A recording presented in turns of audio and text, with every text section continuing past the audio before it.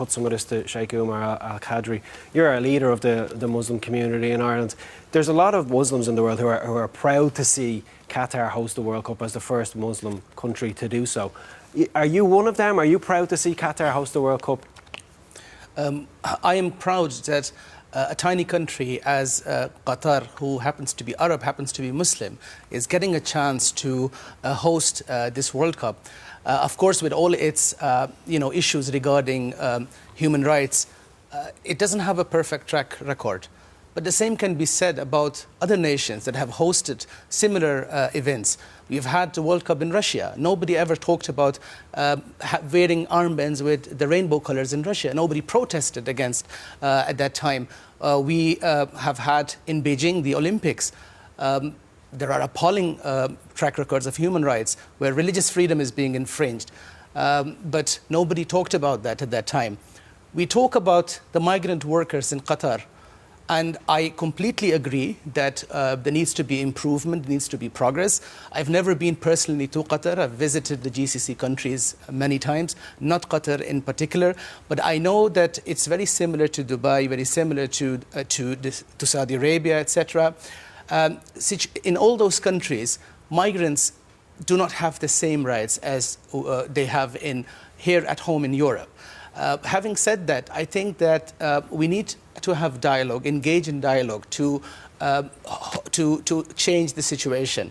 Nobody's against dialogue, of course, but I mean, thousands of people died building stadiums. Why do we not highlight these issues when we buy energy from Qatar?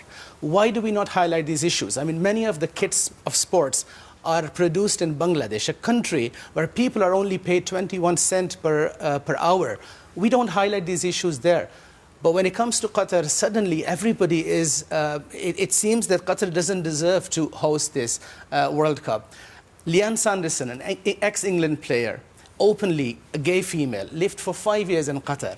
And she says that as a gay female, I've lived in Qatar, I've been respected everywhere. So this idea that somehow if you are homosexual, if you are a member of the LGBT community, you're not welcome, I think that's not true. You do. So you can pick one person, is that your answer? One person. As a member You've of got the one LGBT, example of a gay person successfully living in Qatar. I think what these countries are saying is that we do not want people here to make political statements, make certain statements that go against our values. Can we not accept that we are diverse, but at the same time we are common? I mean, why do we have to impose our values? I believe that in other countries, other parts of the world, where people think that this is a personal matter, a private matter, it's not something to be marketed, it's something to be advertised. Okay. Whatever you do at home, it's also not something to die for.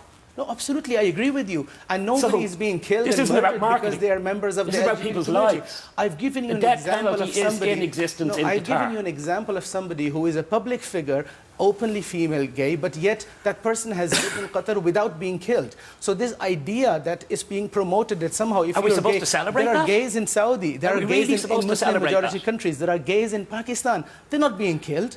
This idea that somehow because you're gay you're going to be killed, I think it's very problematic, and it shows that we have stereotypes. We have this mindset about the Muslim world, the Arab world, that if you happen to be gay, you're going to be killed. That's not true.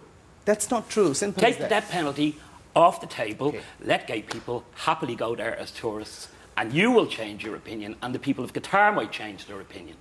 That we're not to be hung from a tree. Well, I've listened to the opening ceremony, to the speeches of many politicians, and I've not heard anybody saying that you're not welcome if you're gay.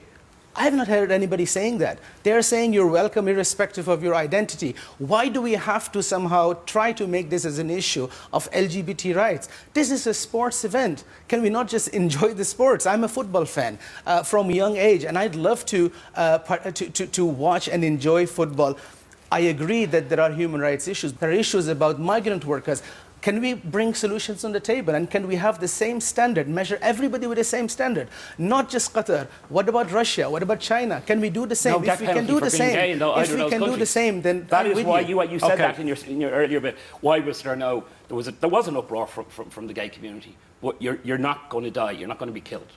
Okay, let's bring this discussion around to the Minister, Jack Chambers. What do you make of this discussion? Should people, as Buzz O'Neill is, boycott the World Cup? I agree that sports events like the FIFA World Cup should be inclusive, and I think the FIFA World Cup is inclusive.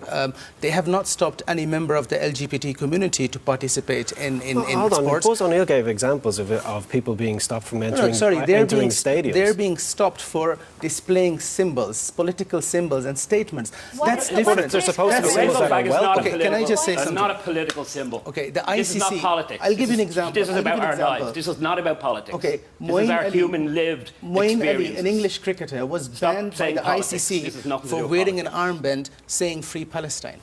It's a statement. He was banned from it. Was it a big commotion? Was it a big issue? No. But as soon as Harry Kane is willing to wear an armband and is stopping him, suddenly we're all against Qatar. Well, what's political about a rainbow-coloured armband talking about one love, that people should be allowed to love whoever they want? In Qatar, and this is, I think, the issue, in Muslim-majority countries, sexual orientation is a private matter. It's a matter that is not publicly, even within a husband and wife, do not kiss publicly in those societies.